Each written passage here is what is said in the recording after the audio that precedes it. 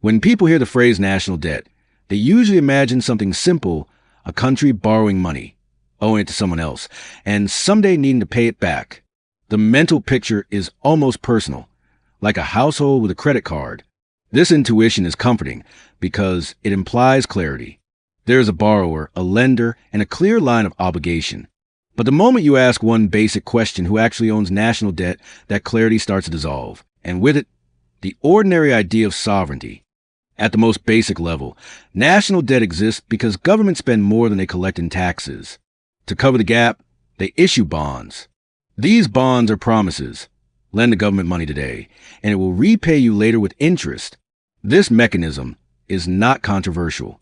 It is taught in introductory economics classes and explained in central bank publications around the world. Yet, this mechanical description hides something important. A bond is not just a financial instrument. It is a legal claim on future government income. That income ultimately comes from taxation, inflation, or new borrowing. In other words, every bond is a claim on the future economic output of society. This is where the intuition begins to crack. When a government issues debt, it is not borrowing from an abstract entity. It is entering into a contractual relationship with whoever buys that debt. The bondholder gains a legally protected right to payment. The government gains funding, but also a binding obligation. Sovereignty, in theory, means the ultimate authority to make decisions within a territory. Debt introduces an external constraint on that authority, not because creditors send soldiers or issue threats, but because the legal and financial system treats debt obligations as sacrosanct. Many people respond to this by saying, but most national debt is held domestically. We owe it to ourselves. This phrase appears frequently in political speeches and media commentary, especially in countries like the United States or Japan. It sounds reassuring, even patriotic.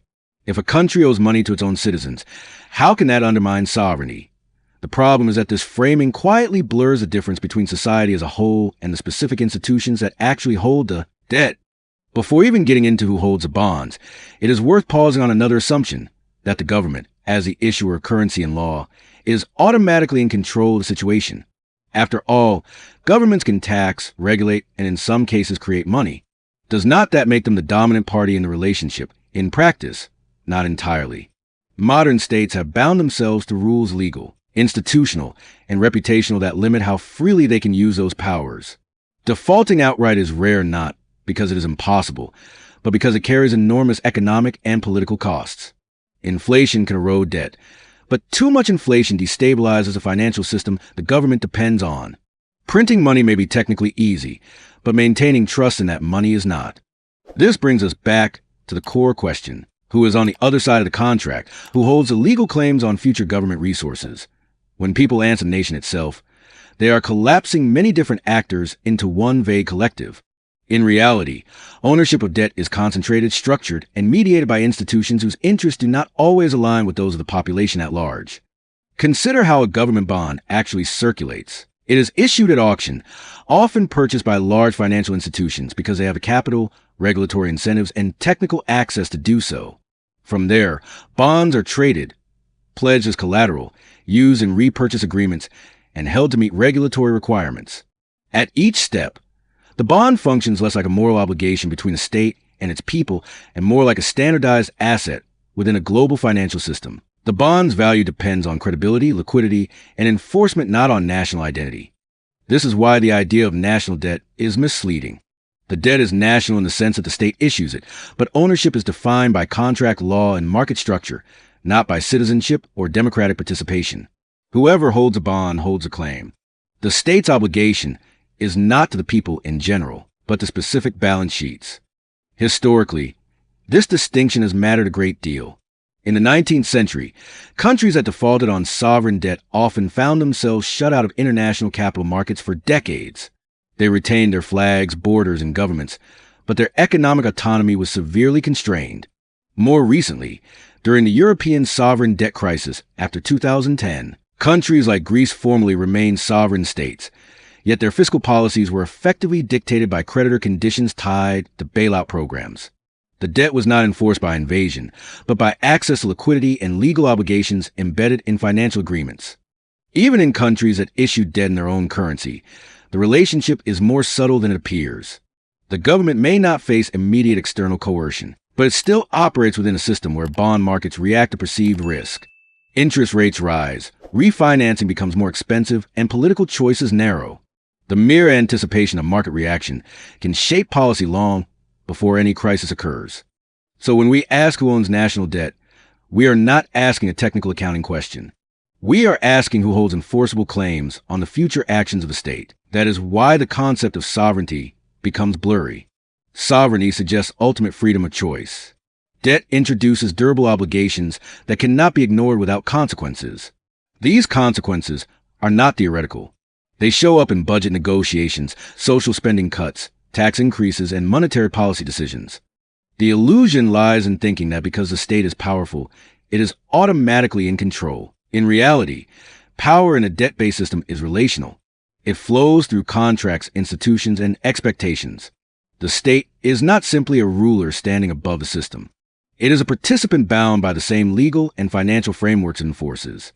By the time we finish asking who owns national debt, the original comfort of the term national has evaporated.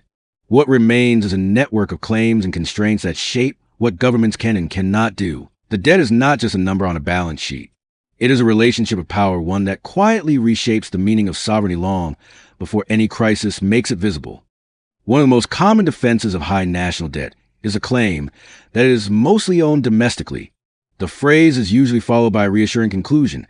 If we owe the money to ourselves, then the debt is not a real problem. This argument appears reasonable on the surface, and in a narrow accounting sense it is often true. In countries like the United States, Japan, or Italy, a large share of government bonds are held by domestic institutions. But this framing relies on a subtle sleight of hand. It replaces the question of ownership with the illusion of collective identity. To understand why this matters, we need to look closely at who we actually are in this context. Governments do not borrow directly from citizens in their everyday lives. A teacher, a factory worker, or a small business owner does not usually buy bonds at a government auction. Even when individuals hold government debt through savings products or retail bonds, these represent a small fraction of the total. The dominant holders are institutions, central banks, commercial banks, pension funds, insurance companies, and large asset managers. These entities may be legally domestic, but their behavior, incentives, and power are very different from those of the population as a whole. Start with central banks. In many countries, the central bank is the single largest holder of government debt. In the United States, for example, the Federal Reserve dramatically increased its holdings of Treasury securities after the 2008 financial crisis, and again after 2020 through quantitative easing programs. On paper, this looks like the government owing money to itself. In practice, the central bank is an institution with a specific mandate: price stability, financial stability, and, in some cases, employment. It is designed to be operationally independent from day-to-day political control. When the central bank holds government bonds, it is not acting as a benevolent arm of the public. It is managing the financial system. Its decisions about buying, holding, or selling debt are guided by macroeconomic objectives, not by social priorities. This distinction becomes crucial when inflation rises. Central banks may tighten monetary policy, raising interest rates and reducing bond purchases, even if this makes government financing more difficult. The fact that the bonds are held domestically does not soften this constraint. The state still faces higher borrowing costs and fiscal pressure, regardless of who sits inside its borders. Commercial banks form another major class of domestic holders. They buy government bonds because regulations often treat them as low-risk or risk-free assets.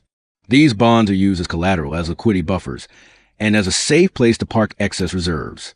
From the bank's perspective, government debt is not a patriotic contribution. It is a balance sheet asset. Banks expect to be paid in full and on time. If that expectation is threatened, they react not as citizens, but as financial institutions protecting their solvency. This is where the phrase "we owe it to ourselves" becomes misleading. If a government were to restructure or devalue its debt, the losses would not be evenly shared across society. They would be concentrated in the institutions holding the bonds. Pension funds would see asset values fall. Insurance companies would face mismatches between assets and liabilities, and banks could become undercapitalized. To prevent systemic collapse, governments often step in to protect these institutions, effectively socializing losses. The public ends up paying, not because it owns the debt, but because it underwrites the system that holds it. Pension funds and insurance companies add another layer to the illusion. These institutions hold large quantities of government bonds to match long-term liabilities. In theory, this means workers' retirement savings are invested in public debt. This is often used to argue that national debt is harmless. Future payments simply go back to retirees. But again, the structure matters. The legal owners of the bonds are the funds, not the individuals. The funds are bound by regulations, actuarial assumptions, and contractual promises. If government debt becomes unstable, the adjustment does not happen smoothly. Benefits may be reduced, contributions increased, or public guarantees invoked. The risk does not disappear. It is redistributed through political and financial channels. Even when households are indirectly exposed to government debt through these institutions, they do not control the terms of the relationship. They cannot renegotiate interest rates, extend maturities, or decide when fiscal consolidation should occur. Those decisions are made by policymakers under pressure from markets and institutional stakeholders. Ownership without control is not ownership in any meaningful sense. This leads to a deeper point. Domestic ownership does not eliminate power imbalances. It often disguises them. The concentration of debt in large financial institutions means that the state's obligations are entangled with the stability of the financial system. Policies are shaped not by the abstract idea of owing ourselves, but by the concrete need to maintain confidence among key holders. When crises hit, governments rarely ask citizens whether bondholders should be protected. They act preemptively to avoid market panic. Japan is often cited as the ultimate example of safe domestic debt. More than 90% of its government bonds are held by domestic entities, and the central bank owns a massive share. For decades, Japan has carried debt exceeding 200% of GDP without a traditional crisis. But this stability comes at a price.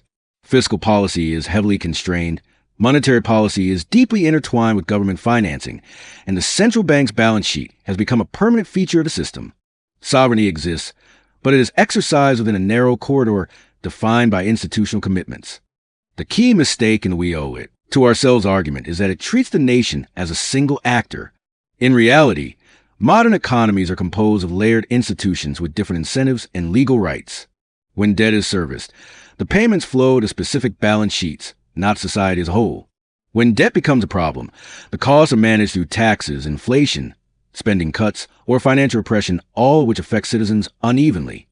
By looking closely at domestic ownership, the comforting narrative starts to unravel. The debt may be issued by the state and held within its borders, but that does not mean it is socially neutral or politically harmless. It binds a government to a network of institutional interests that shape policy in quiet but powerful ways. Once this is clear, the next question becomes unavoidable. If domestic institutions hold so much power through government debt, what happens when foreign holders enter the picture? And what changes when a country's currency itself becomes part of the global system? When foreign holders enter the picture, the illusion of simplicity collapses even faster. Unlike domestic ownership, which can be softened by language about collective responsibility, foreign ownership introduces an unmistakable external dimension. A government is now obligated not just to institutions within its own legal and political system, but to entities beyond its direct authority. This is where national debt becomes entangled with geopolitics, global finance, and the architecture of the international monetary system. At first glance, the role of foreign holders seems straightforward. Investors abroad buy government bonds because they are safe, liquid, and yield interest. Central banks accumulate them as reserves. Asset managers include them in global portfolios. In aggregate, this appears voluntary and mutually beneficial. The borrower gets cheap funding. The lender gets a reliable asset. But this framing misses the asymmetry embedded in the system, especially for countries that do not issue a globally dominant currency. For countries that borrow in a foreign currency, the risk is immediate and severe. They cannot create the currency they owe. Their ability to repay depends on export earnings, foreign exchange reserves, or continued access to external financing. History offers countless examples. In Latin America during the 1980s, governments borrowed heavily in dollars when interest rates were low. When U.S. rates rose and global liquidity tightened, debt service costs exploded. Countries remained politically sovereign, but their economic policy space vanished almost overnight. Austerity programs, structural reforms, and external supervision followed, not because creditors invaded, but because the mathematics of repayment left no alternative. Even when borrowing is denominated in domestic currency, foreign ownership still matters. If a significant share of bonds is held by non-residents, market sentiment can shift quickly. Foreign investors are more likely to sell when risk perceptions change, amplifying volatility. Sudden capital outflows push yields higher, weaken the currency, and force governments to respond. In these moments, sovereignty is not lost through coercion, but through dependency on continued confidence. This dynamic is often contrasted with countries that issue reserve currencies. The United States is the most prominent example. U.S. Treasury securities are held by foreign governments, central banks, and private investors on a massive scale. Yet the U.S. has never faced a traditional sovereign debt crisis. The reason is not fiscal discipline, but monetary position. Because the dollar functions as the world's primary reserve currency, global demand for dollar-denominated assets remains structurally high. Foreign holders are not just investors. They are participants in a system that requires dollars to function. This creates the impression that reserve currency issuers are immune to the constraints faced by others. They can borrow cheaply, roll over debt indefinitely, and run persistent deficits without immediate consequences. To a large extent, this has been true. But immunity is not the same as freedom. The leverage in the system is subtle and operates through expectations rather than force. Foreign central banks hold reserve currency debt not as an act of generosity, but as a tool of monetary management. They need liquid, stable assets to intervene in currency markets and manage domestic financial conditions. If confidence in the reserve issuer erodes, the system itself becomes unstable. This means the issuer faces a different kind of constraint, maintaining credibility at all costs. Inflation that appears manageable domestically may be intolerable globally. Political brinkmanship over debt ceilings or default risk can reverberate far beyond national borders. The concept of exorbitant privilege, often used to describe a United States position, captures only one side of the equation. The other side is obligation. Reserve currency status requires deep, open financial markets, strong legal protections for investors, and a willingness to absorb global shocks. During crises, capital flows toward reserve assets, strengthening the issuer's currency but also distorting domestic conditions. Policy choices are shaped by the need to stabilize not just the national economy, but the global system that depends on the currency. Japan offers a contrasting case. Its debt is enormous, largely domestically held, and denominated in its own currency. Foreign ownership is limited, and the yen is not the primary global reserve. This has insulated Japan from external pressure, but has also locked the country into a unique equilibrium of low growth, low inflation, and permanent monetary intervention. The Bank of Japan's massive bond purchases are not a sign of unconstrained sovereignty. They are a response to structural dependence on debt stability. The European experience highlights yet another variation. Countries within the Eurozone borrow in a currency they do not fully control. Foreign and domestic distinctions blur, because creditors across the Union hold claims denominated in a shared currency managed by a supranational central bank. When crisis struck, as in Greece, Spain, or Italy, national governments discovered that issuing debt in a currency without full monetary sovereignty dramatically alters the balance of power. Policy was shaped by creditor expectations and institutional rules, not by electoral mandates alone. Across these cases, a common pattern emerges. Foreign holders do not need to issue demands to exert influence. The structure of markets does the work for them. Interest rates, exchange rates, and access to liquidity transmit signals that governments ignore at their peril. The threat is rarely explicit default. It is a gradual narrowing of viable choices. This is why discussions about foreign ownership often miss the point. The danger is not that foreigners will suddenly call in the debt. Sovereign debt does not work that way. The danger is that maintaining the confidence of foreign holders becomes a standing priority, shaping policy even in the absence of crisis. Decisions about taxation, spending, and monetary policy are filtered through the question of how markets will react. By the time foreign holders are deeply integrated into a country's debt structure, sovereignty has already been reframed. It is no longer about absolute control, but about managing constraints within a global system. For reserve currency issuers, those constraints are deferred and diffused. For others, they are immediate and unforgiving. In both cases, power does not disappear. It migrates into the architecture of finance. This leads to a paradox. The countries that appear most free to borrow are often the most embedded in global expectations. Their strength rests on trust that must be continuously earned. And when that trust wavers, the shift can be sudden. History shows that confidence rarely erodes in a straight line. It holds, then breaks. At that point, the question is no longer who owns the debt in a legal sense, but who effectively controls the terms under which a nation can continue to function. That question cannot be answered by looking at balance sheets alone. It requires examining the laws, institutions, and incentives that turn debt from a financial instrument into a governing force. By the time all the pieces are visible, the original question, who really owns national debt, no longer has a simple answer. Legally, ownership is clear. Bonds are held by specific institutions, governed by contracts, protected by law. Politically, the picture is far more complex. What matters is not just who holds a debt, but how the obligation to honor it reshapes the behavior of the state itself. This is where the illusion of sovereignty finally breaks down. Sovereign debt is often described as unique because there is no higher authority that can force a government to pay.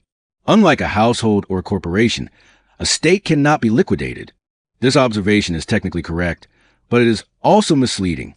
Enforcement does not require a global sheriff. It operates through law, market access, and institutional dependency.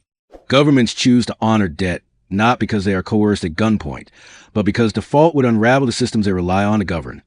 Modern states are deeply embedded in legal frameworks that give creditors confidence. Bond contracts specify payment terms, jurisdiction, and remedies. Domestic law prioritizes debt service within budgetary processes. International norms treat sovereign default as an extraordinary failure rather than a routine policy. Choice. These frameworks were not imposed from outside. They were constructed and adopted by states themselves over decades, often to attract capital and stabilize markets. In doing so, governments traded a degree of flexibility for access and credibility. This trade-off becomes most visible in moments of stress. When debt burdens grow heavy, governments rarely announce outright refusal to pay. Instead, they adjust the environment around the obligation. Inflation erodes the real value of debt.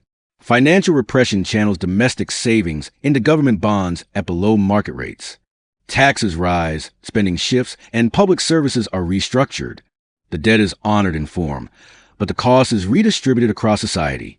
Bondholders are protected as a class, while citizens absorb the adjustment through slower growth, reduced purchasing power, or diminished public provision. This pattern is not accidental.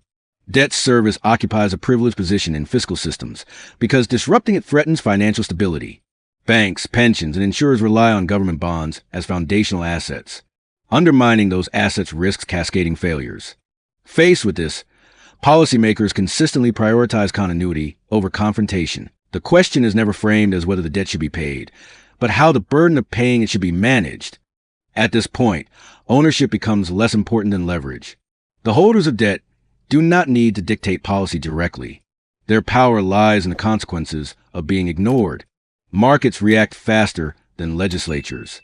Interest rates rise, currencies weaken, and refinancing windows close. These reactions impose discipline without explicit commands. Government internalizes discipline, adjusting policies preemptively to avoid punishment. What looks like autonomous decision-making is often constrained choice. The result is a subtle inversion of sovereignty. The state retains formal authority, but its range of action is shaped by prior commitments embedded in law and finance. Budget debates revolve around what is affordable, a term that increasingly means compatible with debt sustainability and market confidence. Long-term social investments compete with short-term credibility. Political promises are filtered through spreadsheets and risk models. This does not mean that democracy is meaningless or that governments are powerless. It means that power operates within boundaries that are rarely acknowledged openly. Citizens vote, but they do not vote on bond covenants. Legislatures debate spending, but debt service is treated as non-negotiable. The system does not require secrecy to function. Its constraints are visible, technical, and normalized. In this sense, national debt is not owned in the way land or factories are owned. It is held as a set of enforceable expectations about future behavior. Those expectations are backed by institutions that reward compliance and penalize deviation. The more integrated a country is into global finance, the stronger these expectations become. Sovereignty is not seized. It is gradually redefined. Perhaps the most striking aspect of this arrangement is how rarely it is questioned. Debt is discussed as a problem of numbers, ratios, deficits, trajectories rather than as a political structure. Yet it is precisely the structure that determines whose interests are protected during adjustment and whose are exposed. The absence of a dramatic confrontation makes the system appear natural. even inevitable. In the end, asking who owns national debt leads to an uncomfortable conclusion. No single actor fully controls it, but everyone is constrained by it. The state issues the debt, institutions hold it, markets price it, and citizens ultimately bear its consequences. Sovereignty survives, but in a diluted form, exercised within a framework of obligations that narrow the space of choice. National debt is not something that is taken from a country. It is something a country accepts, renews, and services budget after budget, year after year. And in doing so, it quietly transforms the meaning of what it means to govern.